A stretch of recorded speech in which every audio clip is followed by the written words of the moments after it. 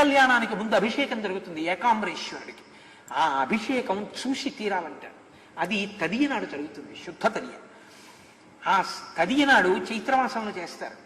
చేసినప్పుడు మీరు ఇక్కడ ఆకాశంలో తదియనాటి చంద్రరేఖని చూస్తే కాంచీపురంలో అభిషేకం ఆనాడు జరుగుతున్నటువంటి ఏకాంబరేశ్వరుని యొక్క అనుగ్రహం కలుగుతుందని. ఎందుకంటే శివస్వరూపం చంద్రరేఖగా ఉంటుంది అని.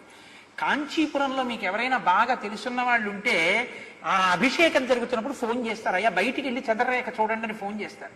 నాకు ఈ సంవత్సరం అలా ఫోన్లు వచ్చాయి, అయ్యా అభిషేకం పూర్తవుతోంది, మీరు బయటికి వెళ్ళి చంద్రరేఖను ఒకసారి దర్శనం చేయండి. నిజంగా మీరు ఈ మాట గమనించండి, ఆ రోజు చంద్రుడు చాలా గమ్మత్తుగా ఉంటాడు. కాంచీపురంలో చాలా వైభవం ఉందండి. కాంచీపురంలో శివలింగం అక్కడ ఉంటుంది. ఇక్కడ గోడకి పైన కన్నాలు ఉంటాయి, కొన్ని కన్నాలు. ప్రతిరోజు సూర్యకిరణాలు పడతాయి. పడినటువంటి సూర్యకిరణాలు ఒక గడప వరకే వెళ్ళి వెనక్కి వెళ్ళిపోతాయి.